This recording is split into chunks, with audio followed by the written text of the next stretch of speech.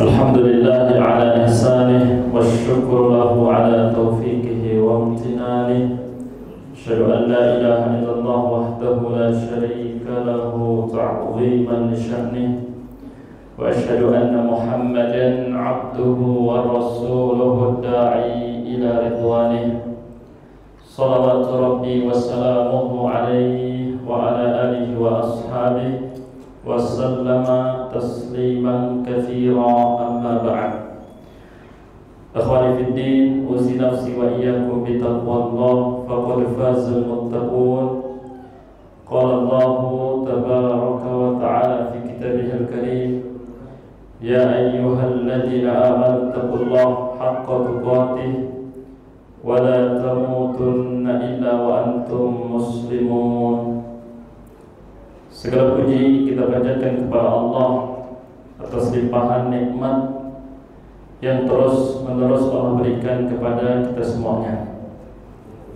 Salawat dan salam untuk Nabi kita Nabi Muhammad sallallahu alaihi wasallam, untuk keluarganya, para sahabatnya, kemudian untuk orang-orang yang istiqomah di atas Islam ila yaumil qiyamah. Biidznillah, kembali kita melanjutkan kajian kita menyampaikan Al-Sunnah fil Yawmi wal Lailah, 1000 sunnah yang bisa diamalkan dalam sehari semalam. Kita masuk pada judul yang baru pada halaman 121, yaitu melaksanakan sholat sunnah di rumah masing-masing.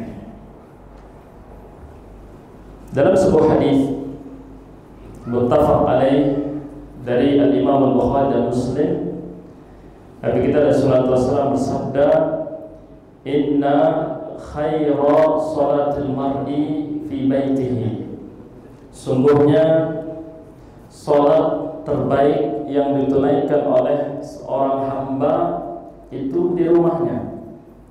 Illa sholatul maktubah, kecuali sholat fardu 5 waktu bagi para lelaki. Hadis ini merupakan hadis yang agung.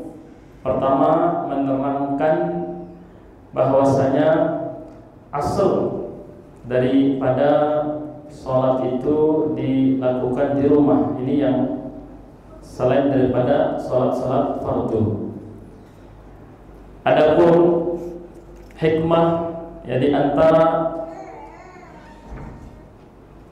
kita dianjurkan untuk sholat sunnah di rumah kita, yang pertama adalah ini untuk menjaga nilai-nilai keikhlasan, ya. Karena hendaknya setiap muslim atau muslimah dia memiliki khabun min amalin soleh.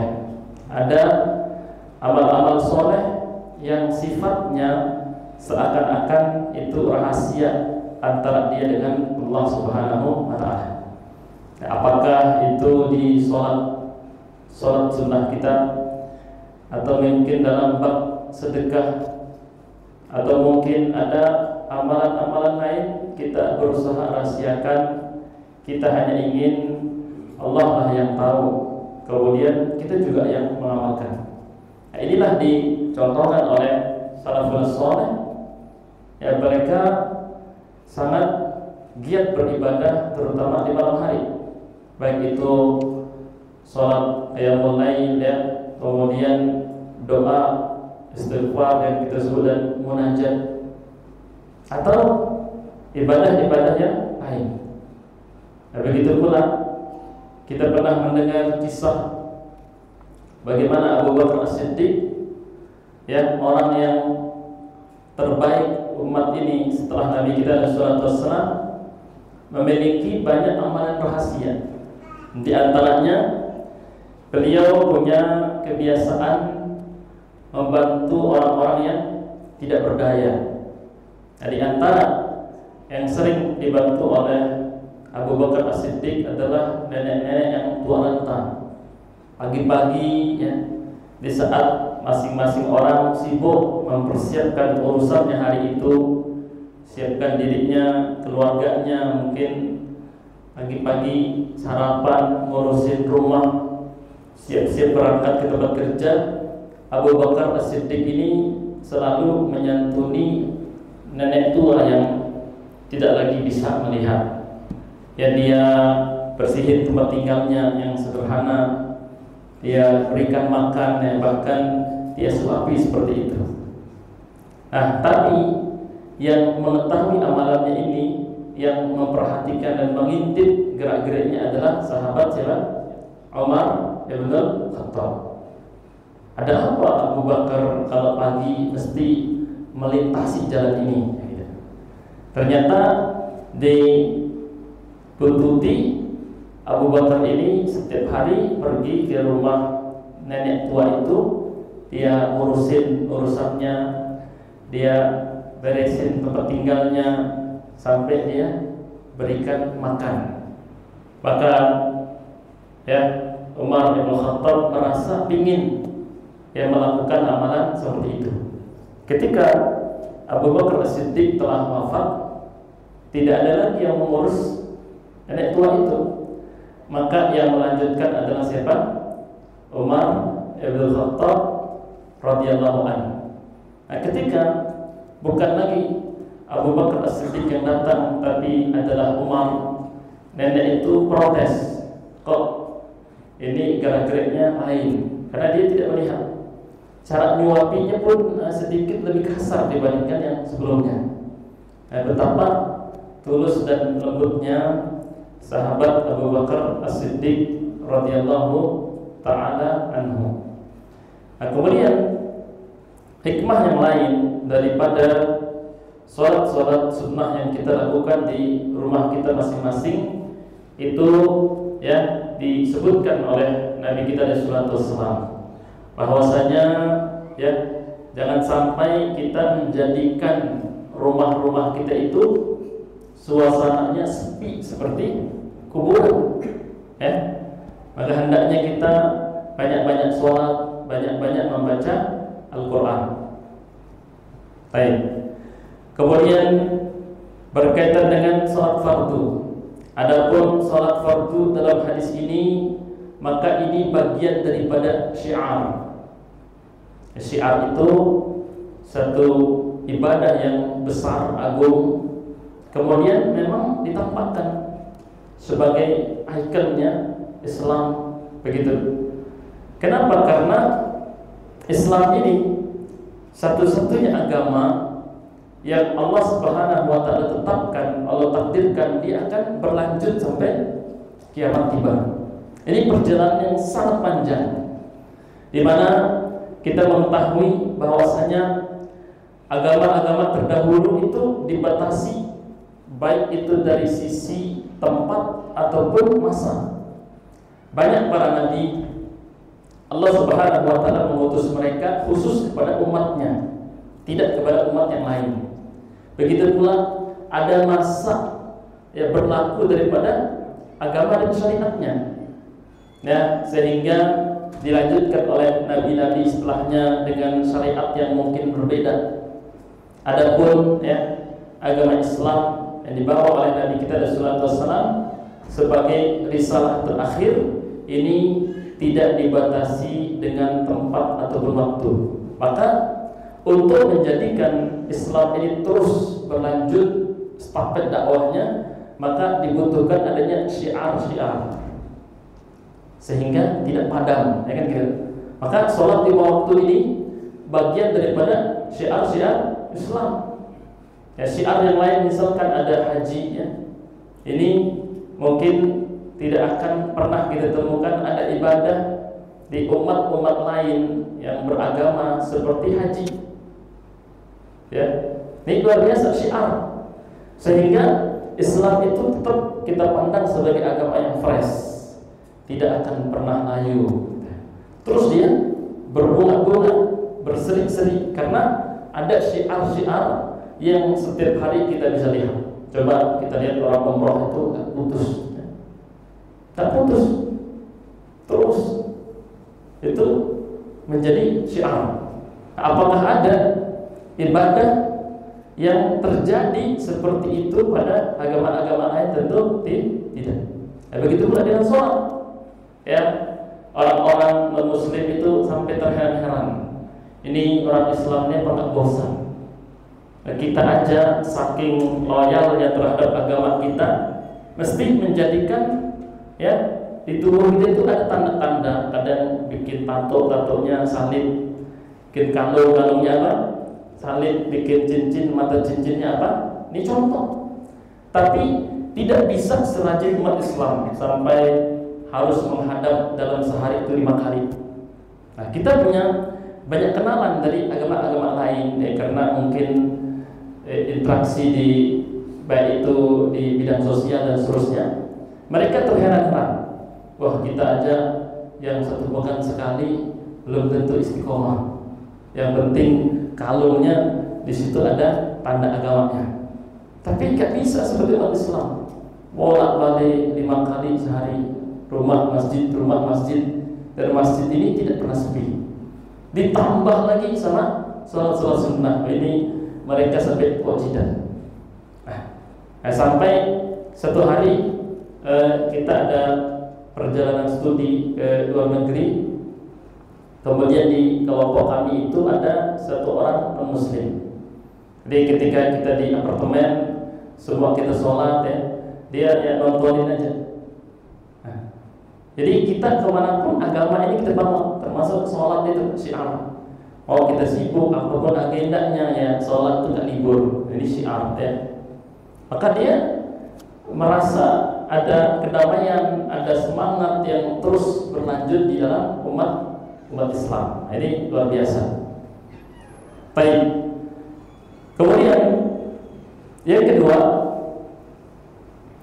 sebuah hadis yang diriwayatkan oleh Abu Ya'la, dinilai sahih oleh Al-Imam Al-Muhaddits Al-Albani rahimahullahu ta'ala.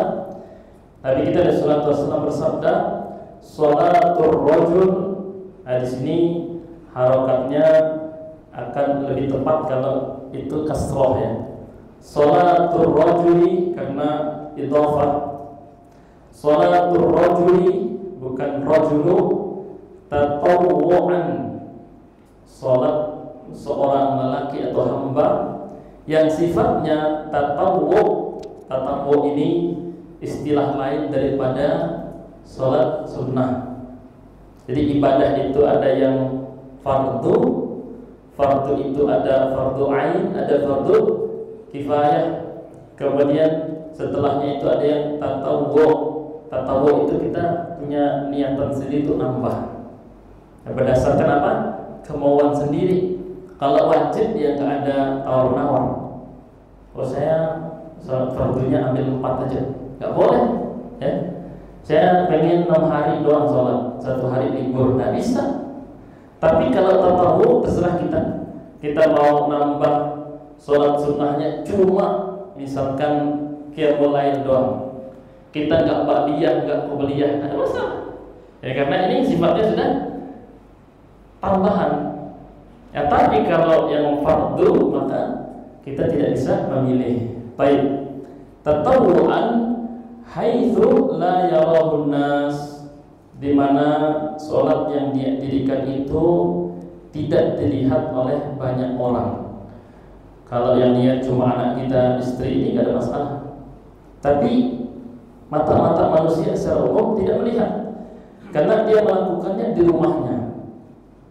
Maka disebutkan ta'dilu, menyamai salatuhu ala a'yunin nas khamsan wa 20. Ini sama ya dengan salat sunnah yang dia lakukan di hadapan orang banyak, kelipatannya itu 25 perbandingannya.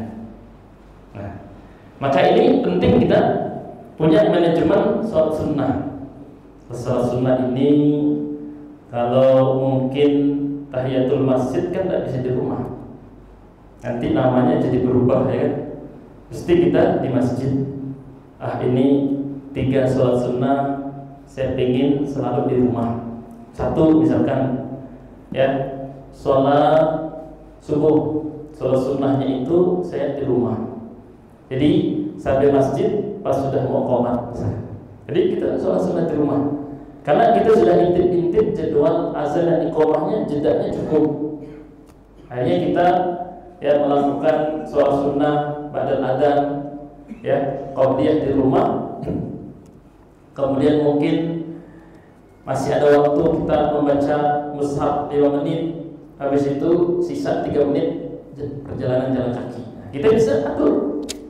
Sampai masjid, ya kita sudah mendekati shaf pertama, yang iqamah sudah mulai siap-siap. Bisa seperti itu, ya. Baik.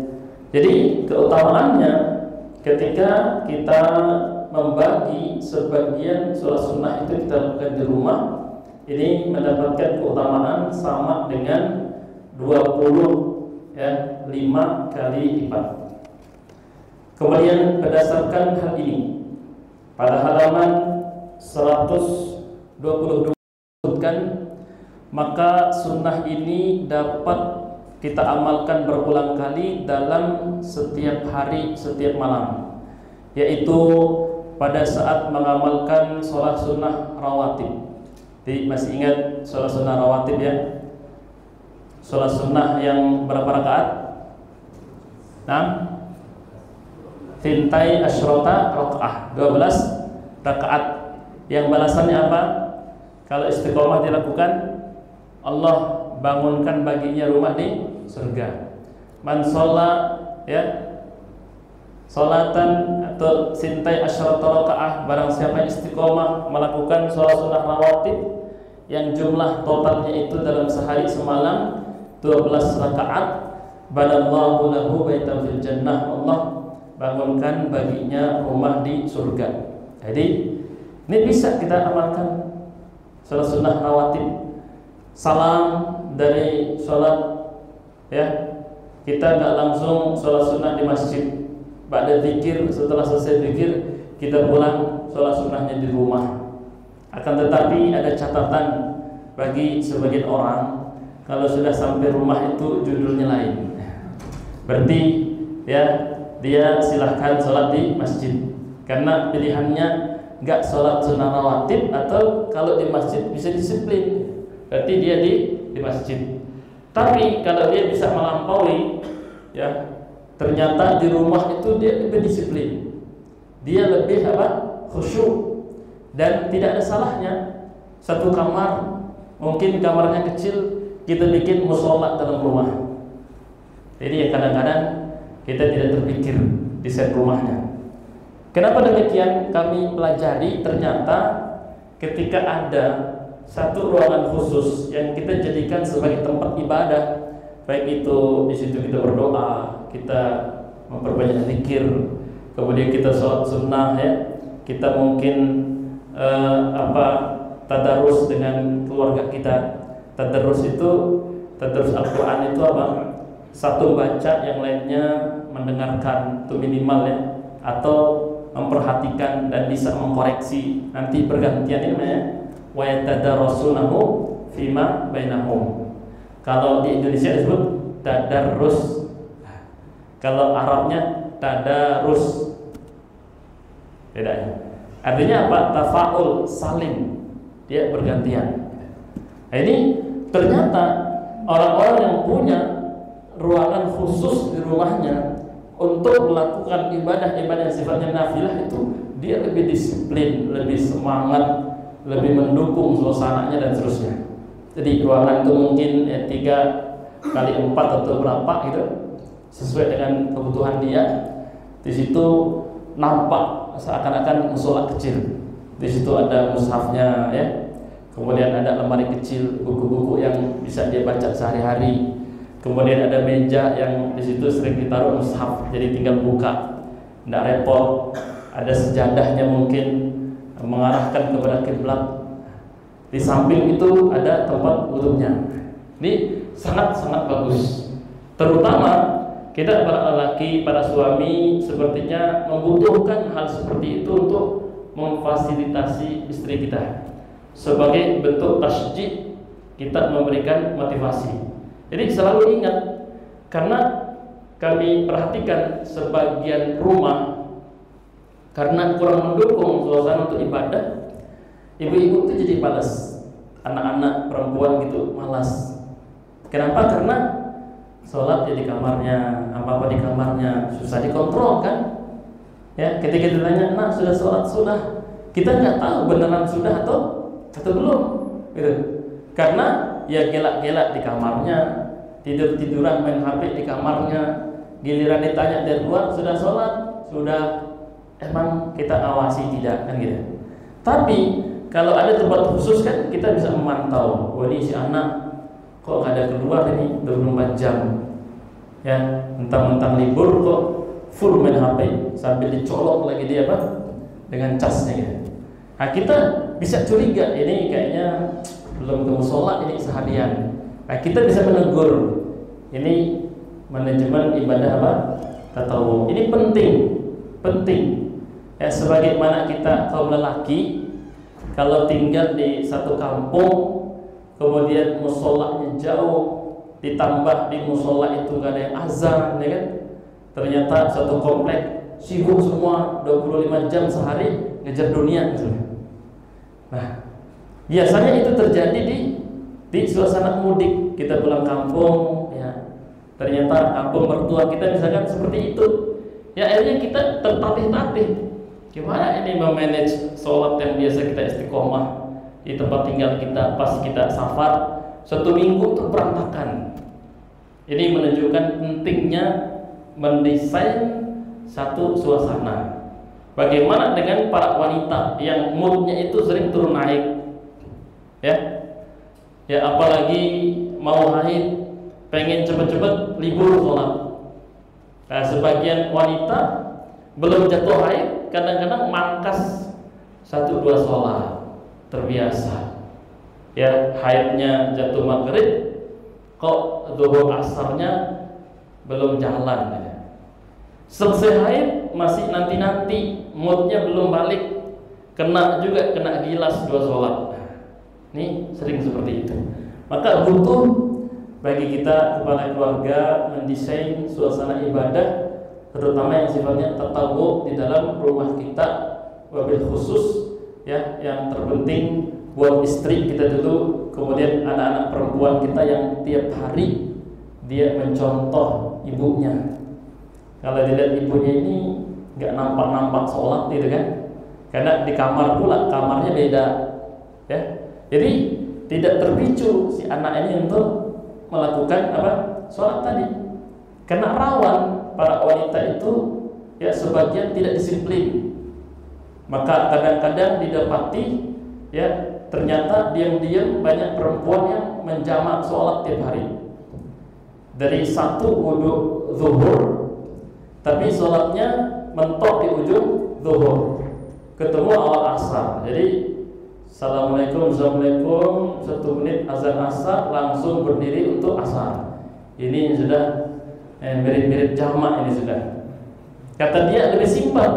Ini tentu kebiasaan yang kurang tepat ya. Walaupun di dalam kitab-kitab fikih itu dibahas yang namanya sholat itu istilahnya wajib muwassa'.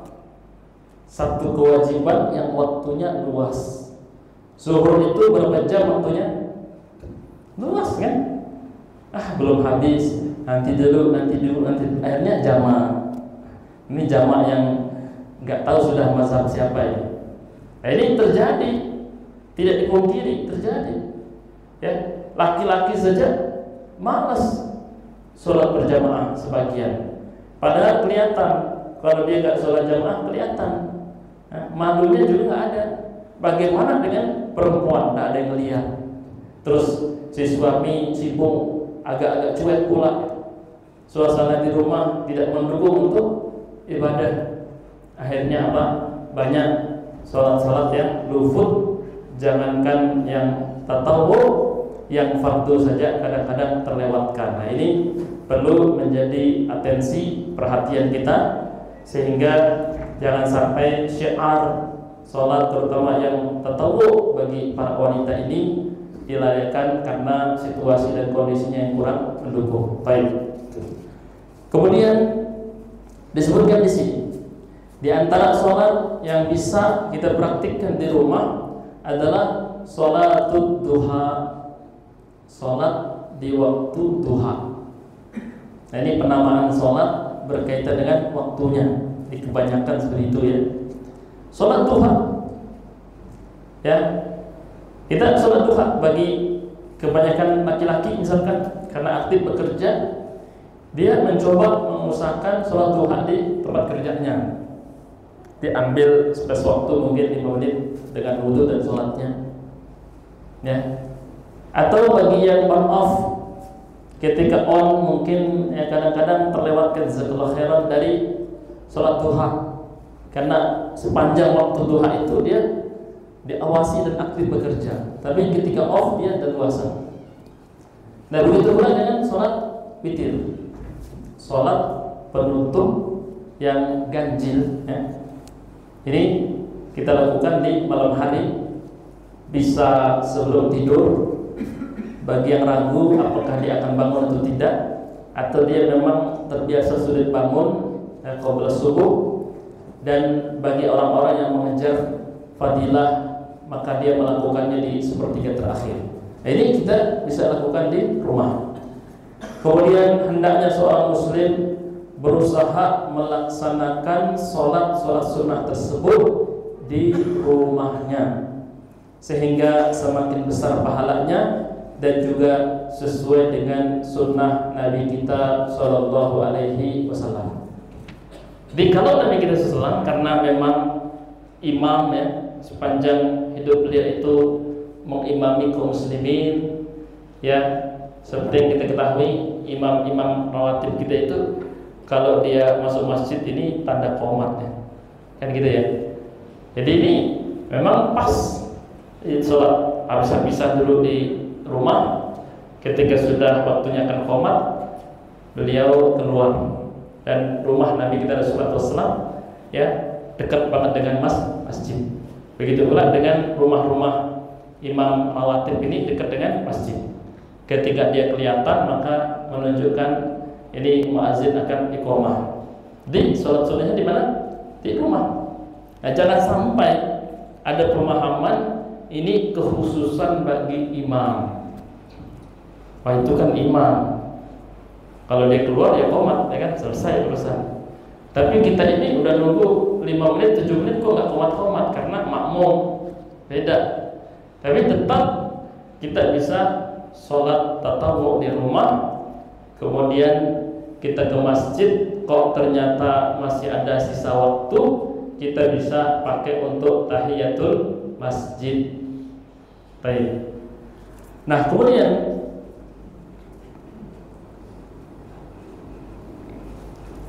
manfaat menerapkan sholat sunnah di rumah, yang pertama disebutkan hal ini merupakan faktor atau sebab mendapatkan kekhusyuan.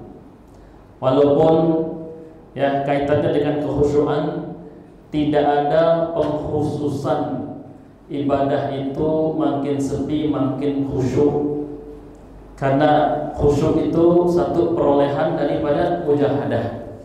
Gitu. Jadi orang sholat itu walaupun kiri kanannya agak ribut, dia harus tetap bisa khusyuk. Ya, itulah sholat. Itulah sholat. Beda dengan ibadah sebagian umat, harus sepi baru bisa khusyuk. Sampai lampu harus dimatikan, jalan-jalan harus ditutup supaya nggak ada suara motor, baru bisa khusyuk.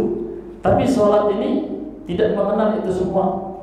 Kadang-kadang di sebagian tempat seperti yang kita ketahui menyatu antara suara-suara masjid dengan bas-bas dari apa? Speaker musik ya, acara-acara kampung, bahkan di banyak rekaman kajian-kajian kok ada musiknya, orang bertanya-tanya karena ketika kajian berlangsung tidak jauh dari situ ada hajatan misalnya. Nah, bagaimana kalau misalkan mereka tidak mau berhenti di waktu sholat? Nah, jangan sampai irama lagu yang mungkin dia ini kelompok orang yang hijrah istilahnya, dulu pernah menghafal lagu itu, ketika sholat karena lagunya terdengar mengikuti iramanya. Nah, ini khusyuk itu tidak mengenal itu semua. Khusyuk itu akan melampaui batas gangguan-gangguan yang seperti itu. Baik, makanya ketika ada kemudian pro kontra berkaitan dengan apakah ketika tasyahud itu didiamkan atau digerakkan, ya kan? Nah, yang mengatakan jangan digerakkan. Di antara argumentasinya apa? Ini mengganggu perhatian orang. Ini nanti jari kita ditotorin, jadi khusyuknya hilang. Kemudian dibalas itu nggak ada urusannya dengan khusyuk tidak khusyuk. Kalau beneran mau khusyuknya sekalian sholat itu udah segera. Bukankah sekedar gini, kalau kita timbang lebih besar gangguannya, turun naik, ruku, sujud gitu kan? Jadi khusyuk itu tidak ada pengkhususan, semakin sepi semakin khusyuk. Karena ternyata khusyuk ini adalah pencapaian yang sangat istimewa daripada mujahadah yang cukup panjang. Dan yang paling pertama kali hilang dari sholat itu adalah al-khusyuk. Khusyuknya dulu yang makin terkikis, makin kurang, ya. Lama-lama softnya mungkin seperti itu, ya. Dan kita melihat sekarang orang-orang yang tidak lagi mengindahkan sholat berjamaah itu sudah sangat banyak. Ini tentu kondisi yang sangat kita sayangkan. Kemudian ya, ini bisa mendongkrak keikhlasan. Walaupun saking seringnya kita sholat, sepertinya ya kebanyakan orang tidak lagi berharap dipuji dari sholatnya, ya, karena menjadi amalan yang sudah biasa, ya. Itulah hebatnya. Berbeda dengan amalan yang mungkin butuh mujahadah yang berat dari sisi tenaga, dari sisi ekonomi, dari sisi mungkin waktu, seperti umroh dan haji. Langkah-langkah orang melakukan itu, mungkin masih ada orang-orang yang pengen dipuji dari ibadah tersebut. Nah, ada belum sholat mungkin nggak ada, sepertinya itu tuh si sholat sekian rajinnya, karena ya sudah, kalau dia sama dia ya sama-sama di masjid. Kan yang nggak ke masjid nggak tahu, nggak lihat gitu. Jadi menjadi satu amalan yang sudah biasa. Tapi mungkin di sini kita bisa membandingkan apakah kita termasuk orang-orang yang kalau sholat di masjid kemudian dibandingkan dengan sholat di rumah, tingkat ikhlasnya itu berbeda. Jadi kembali ke masing-masing orang. Nah, kita bandingkan apakah saya yang sholat di masjid dengan saya yang sholat di rumah, tingkat khusyuknya itu berbeda atau sama? Nah, kalau menurut teman-teman gimana? Sangat mempengaruhi atau tidak terlalu? Sebenarnya tidak terlalu, ya, antara di rumah dengan di masjid, karena sholat ibadah yang sangat sering kita lakukan. Ini sudah mirip untuk pencapaian khusyuk dan ikhlasnya. Ini sudah sangat mirip. Misalkan begini, orang yang menganggap sholat itu ibadah baru buat dia baru belajar, dia mungkin baru hijrah, ya, katanya. Kemudian ketika awal-awal sholat, mungkin bagi sebagian orang ini sesuatu yang unik. Mungkin ada muncul ya benih-benih perasaan, oh dilihat gurunya, ya, dilihat teman-temannya sama yang baru, mungkin seperti itu bisa. Tapi kalau sudah sholat 5 tahun, 10 tahun, ya, terus selalu istiqomah tiap hari, ini rasa seperti itu bisa hilang dengan sendirinya. Bisa hilang dengan sendirinya. Makanya para ulama yang menerangkan kepada kita kaitannya dengan riya itu, kalau kita gak paham, sebenarnya maju mundur riya. Kalau kita motivasi ibadahnya karena orang, jadi riya. Tapi kita mau ibadah akhirnya nggak jadi karena takut ntar katanya gini, ntar dipuji begini, riya juga. maju mundur kena gitu. Gimana caranya? Ya sudah, lampaui saja. Nanti karena kita bermujahadah terus berlatih, kemudian kekhusyuan dan keikhlasan itu akan semakin tumbuh di hati kita. Maka ternyata para ulama dalam kitab Isarkan Ma'alim fi Thariqi Thalabil Ilm, mereka membuat satu kesimpulan. Mereka mengatakan talabanal ilma li ghairillah. Awal-awal kami belajar, kami itu menuntut ilmu bukan karena Allah, pengen dipuji karena ini dan itu. Fa'abal ilmu illa ayyakuna lillah. Tapi ilmu yang kita tuntut karena terus belajar dan terus belajar, saking lamanya kami belajar, dia nggak mau kalau dituntut kecuali karena Allah. Jadi ikhlas itu kadang-kadang kemudian. Nah, kadang-kadang kemudian kita dapatkan. Mungkin di 1 bulan pertama kok susah ya namanya khusyuk dan ikhlas, karena masih pengen disebut, dipuji dan sanjung misalkan. Tapi setelah setahun kok ya tidak ada artinya pujian orang. 5 tahun ya semakin kita anggap tidak ada maknanya. Akhirnya tidak ada pilihan kecuali karena Allah Subhanahu wa ta'ala. Ini sama dengan pengalaman para ulama salaf. Sebagian mengatakan dulu awal-awal kami belajar ya memang gak karena Allah, karena sulit. Tapi lama-lama ya gak ada pilihan, harus karena Allah Subhanahu wa ta'ala. Tapi paling tidak ilmu yang kita tuntut, kemudian ibadah yang kita rutinkan, ini yang menuntun kita untuk bisa khusyuk dan ikhlas. Kemudian yang kedua, faktor turunnya rahmat di rumah. Ini kita sebut ya, sampai rumah kita suasananya seperti suasana kuburan ya, sepi, nggak ada syiar-syiar kebaikannya. Maka dengan melakukan apa? Sholat tatawwu, kemudian ditambah dengan bacaan-bacaan Al-Quran, rumah kita ini menjadi semakin berkah. Kemudian disebutkan di sini menjadi sebab keluarnya syaitan dari rumah kita. Jadi jangan sampai rumah kita ini menjadi sarang yang paling nyaman bagi syaitan. Memang yang namanya syaitan itu sebagaimana disebutkan dalam hadis-hadis yang sahih. Yang pertama, di kamar mandi itu tanpa terkecuali. Tidak ada sebutan kalau kamar mandi rumahnya orang yang soleh gak ada syaitannya. Tapi kalau yang malas banyak syaitannya, ini tidak ada. Nabi SAW menyebutkan secara umum. Oleh sebab itu kalau kita masuk kamar mandi, baik itu untuk kita mandi atau kita buang hajat, BAB atau BAK, supaya aurat kita ini tidak terlihat oleh jin, al-khubuth wal-khaba'ith, maka sitrnya kata Nabi SAW adalah menyebutkan bismillah. Sitruma baina ayunil jin wa aurat bani adam ayyakul bismillah. Penutup, penghalang antara mata-mata jin dengan aurat anak Adam ketika masuk kholat WC adalah membaca bismillah. Ya, ini auratnya sudah tidak kelihatan. Tapi apakah dibisikin?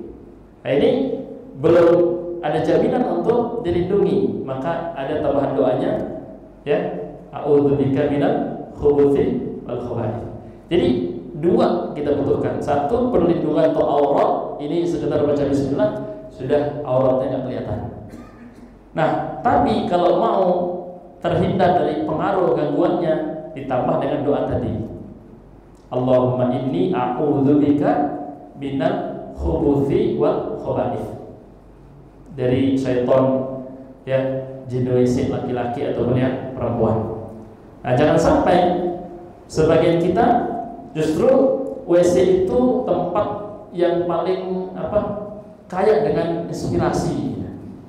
Ini hasil penelitian ala-ala ya, sebagian orang dia membahas itu. Ya benar ternyata semuanya punya testimoni yang sama. Kok di WC itu semua ide muncul, apalagi kata dia sambil merokok. Nah, ini sudah dan kemana-mana ya. Pas keluar WC hilang juga idenya. Masa harus di WC berjam-jam ya kan, supaya idenya numpuk. Habis gitu yang terlalu kreatif bawa kertas, dicatat idenya supaya nanti kalau lupa sudah terekam. Nah, jangan sampai seperti itu. Jadi rumah kita itu ada jin dan syaitannya satu divisi. Yang kedua, kata Nabi sallallahu alaihi wasallam, ketika seorang muslim, ya, ini sebab akibat. Kalau ada sebabnya, ada akibatnya. Kata Nabi sallallahu alaihi wasallam, ketika seorang muslim masuk ke rumahnya, dia lupa menyebut nama Allah, misalkan tidak salam, maka jin-jin itu akan mengatakan, ini kata Nabi SAW, orang ini baik sekali, kita dikasih nginep hari ini, boleh ikut masuk. Ketika kita makan, kata Nabi SAW, terus dia lupa baca bismillah, apa kata jin-jin dan syaitan itu? Wah, sudah dikasih mabit, nginep, dikasih makan gratis pula. Ini selalu seperti itu. Artinya hidup kita itu betapa dekat dengan syaitan-syaitan dan jin itu. Makanya tidak ada doa yang mengajarkan kita untuk steril dari jin dan syaitan. Ya Allah, ya, atur jarak antara aku dan jin atau syaitan 1 kilo depan, 1 kilo dari belakang, 1 kilometer dari kanan dan kiri. Tidak ada. Kenapa? Karena di mana-mana mereka ada di situ. Maka tadi, supaya rumah ini enggak kebanyakan jin dan syaitannya, bukan kita takut penampakannya, tapi takut dipengaruhi untuk bermaksiat, maka tadi rumah itu dijadikan sebagai tempat ibadah, tempat melakukan ibadah-ibadah yang sifatnya tatawwu. Pemandangan yang agak jarang, yang mulai langka di zaman ini, ya tadi, karena desain rumah-rumah kita tidak ada tempat yang mungkin lebih kita khususkan untuk memudahkan kita beribadah. Ayat suasananya kurang mendukung. Ya, kita kasihan kepada ibu-ibu, kemudian anak-anak perempuan yang ada di rumah. Baik, kemudian yang ketiga, merupakan faktor dilipat gandakannya pahala. Ini merujuk kepada hadis yang telah kita baca. Sebagaimana dilipat gandakannya pahala saat melaksanakan sholat fardu di masjid. Artinya gini, manajemen sholat itu 2. Kalau sholat fardu bisa di rumah, di masjid sama-sama sah, ya kan? Tapi di masjid itulah ada kelipatannya. Berapa kelipatannya? Banyak sekali. Kalau sholat sunnah ternyata sebaliknya, kelipatannya justru ada di mana? Di rumah. Nah, ini yang perlu kita pahami. Sekali lagi, bagi laki-laki sholat fardu, kalau mau pelipat gandaan pahala, tempatnya di masjid. Tapi sholat sunnah, pelipat gandaan pahala itu sebaliknya, ada di rumah. Arti sholat itu dibagi, ada di masjid, ada di rumah. Jangan sampai kita yang termasuk semua sholatnya 100% di masjid, di rumahnya tidak ada.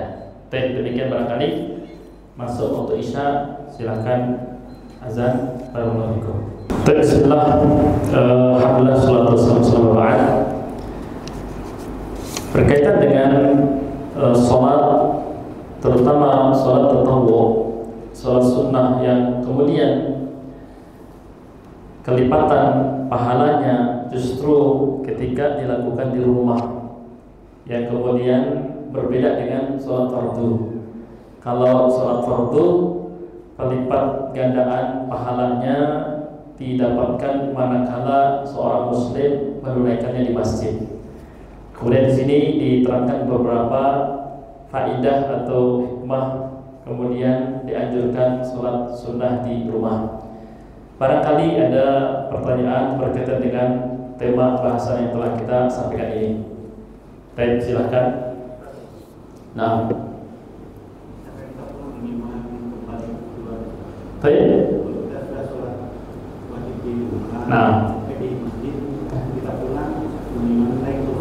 baik. Nah, jadi menyumbangkan diri untuk menjadi imam itu ada contohnya di zaman Nabi kita Rasulullah.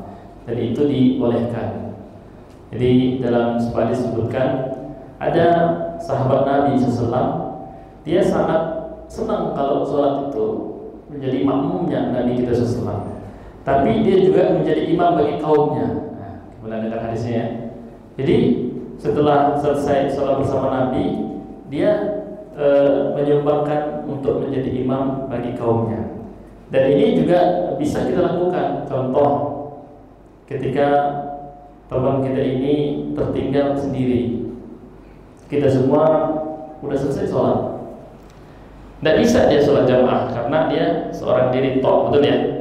Nah, bisa, itu bisa. Kita bisa baca dalam kitab fikih, ternyata itu dibahas dan ada contohnya. Baik, wallahu ta'ala a'lam. Nah, ada lagi? Nah, perihal azan baru. Apakah yang membaca doa ini yang mendengar aja atau yang azan? Baik. Jadi doa-doa yang pernah kita sebutkan terkait dengan doa yang dibaca pada adzan itu kelanjutan daripada adab menyimak azan. Karena kata menyimak ini berlaku bagi mereka yang tidak mengumandangkan azan.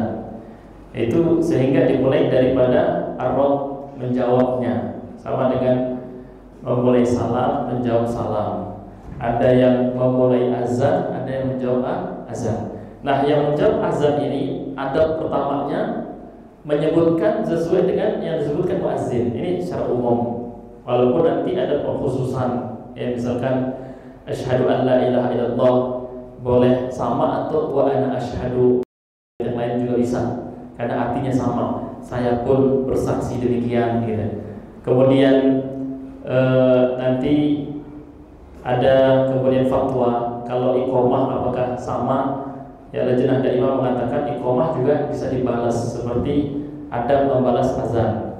Baru kelanjutannya itu setelah azan selesai, ya bedanya dengan iqamah, kalau azan ada adab-adab setelahnya. Satu, membaca doa apa? Sholawat dulu ya. Sholawat ini bebas. Oleh yang paling pendek, Allahumma sholli ala Muhammad. Kemudian yang kedua dilanjutkan dengan apa? Doa yang sangat istimewa, raditu billahi rabba, sampai selesai. Lalu menyusul yang terakhir, yang ketiga, Allahumma rabba hadhihi da'wat tammah, sampai selesai. Nah, kalau iqamah enggak ada waktu sudah, karena kita sudah berbaris di shaf masing-masing. Nah, ini berlaku bagi siapa? Bagi mustami' azan, orang-orang yang menyimak azan. Baik, Allahu ta'ala a'lam. Adapun yang azan ini fadilahnya sudah jauh lebih besar daripada itu.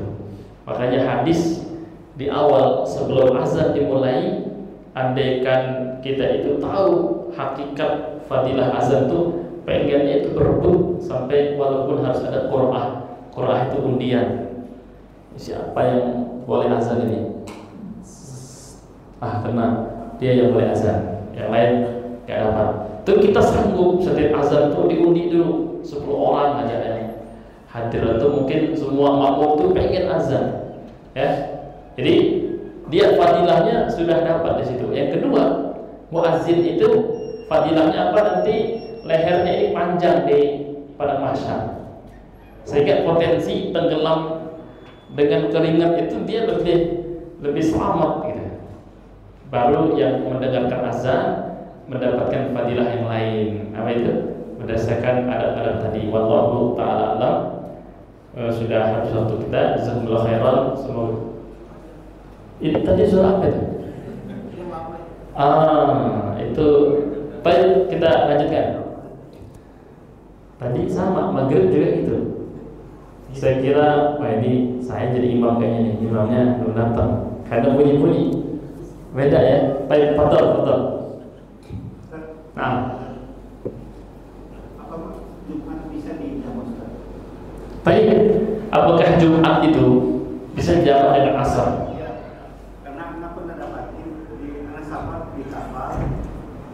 pas hari Jumat. Imamnya dia umumkan langsung kita ini habis ini langsung dijam. Tapi aneh lah itu Ustaz, karena cuma niatkan sholat sunnah aja.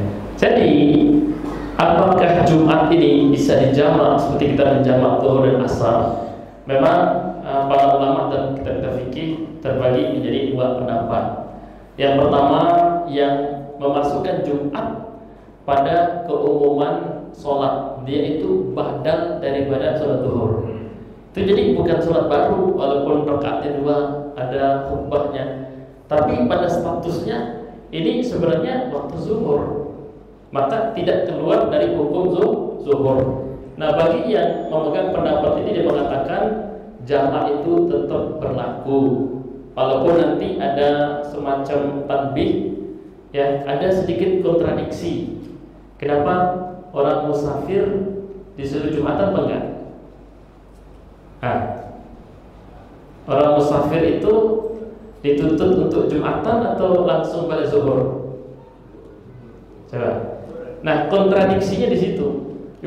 Kalau dia musafir, safar ini kan identik dengan masyaqqah. Apa itu masyaqqah? Kerumitan, beban, berat, ini itu kan perjalanan yang harus dilanjut segera. Kalau dia Jumatan berarti kondisinya santai ini kayak orang mukim gitu. Tapi alasan ini tidak kuat, karena safar sekarang itu udah mungkin ya sekian potongan ringannya dibandingkan safar di zaman dulu. Itu pun tidak akan merubah hukum. Jadi tetap menurut pendapat pertama tidak ada kontradiksi, karena tidak semua safar itu wajib melelahkan. Jadi terserah orang musafir itu, dia mau dengan kelompok safarnya langsung zuhur 2 asar 2 jamak qasar, atau dia mampir ke masjid kampung. Karena sekarang itu safar kita kemana-mana ada masjid, betul ya? Jarang kita safar melintasi padang pasir saja, hutan. Akhirnya kita safar dari Jawa ke Kalimantan masjidnya tidak kalah banyak gitu. Ya sudah, daripada kita nongkrong masjid aja, ayo kena semua Jumatan. Tapi tetap menurut pendapat pertama apa? Tetap ada jamaknya boleh. Nah, alasan tambahan mereka, tidak ada satupun dalil yang mengkhususkan Jumat mengeluarkannya dari keumuman bolehnya menjamak antara dua sholat yang disebutkan, zuhur, asar, maghrib dan isya. Tidak ada. Memang dalil qat'i tidak ada. Nah, pendapat yang kedua mengatakan tidak dijamak. Alasannya apa? Enggak ada tuntunannya, enggak ada hadis yang menerangkan malah. Jadi alasannya satu, yang satu bilang enggak ada hadis yang melarang, enggak ada hadis yang mengatakan kecuali Jumat jangan pernah kalian jamak dengan A. Enggak ada hadisnya, berarti berlaku yang umum. Yang kedua, enggak ada hadis juga yang apa? Menyuruh. Enggak pernah ada contohnya. Nah gitu. Yang ada contohnya secara fakta lapangan, zuhur dijawab dengan asar, itu sudah masyhur. Tapi mereka mencari-cari apakah Nabi itu pernah dalam realitanya Jumat tadi itu digabung dengan asar. Susah mencari riwayat itu, akhirnya terbagi menjadi dua pendapat. Maka dalam hal ini ya, kalau kita baca, semakin banyak kita membaca, ya salah satu dari dua-duanya sama-sama bisa dipraktikkan. Ya, tidak ada satu ulama yang mengatakan kami mazhabnya tidak boleh dijamak. Kalau dijamak batal, itu kata-kata batal itu tidak ada. Sebaliknya juga demikian, menurut kami boleh. Justru kalau tidak dijamak ini enggak ambil rukhsah. Ini tidak sejauh itu, lebih kepada ya perbedaan pandangan karena sisi pendalilan yang kita sebutkan tadi. Jadi seperti itu ya. Jadi sama-sama bisa. Nah, pilihan kita mana yang hati kita paling mantap, karena ini khilafnya yasir, ringan. Khilafnya ringan, bukan khilaf yang tajam. Jadi khilafnya ringan. Kalau kita merasa kok lebih tenang ya kalau jamak, kenapa safar ini agak rawan? Tadi kita nantangin, saya pengen sholat di waktunya masing-masing, malah kita jadi repot nantinya gitu. Jadi kembali ke masing-masing kita memilih. Yang jelas saya tekankan di sini, ini khilaf yang ringan, walaupun sebagian orang memandang satunya salah, satunya benar. Sebenarnya tidak seperti itu. Allah Ta'ala alam. Subhanallah wa bihamdik, asyhadu an la ilaha illa anta, astaghfiruka wa atubu ilaik. Assalamualaikum warahmatullahi wabarakatuh.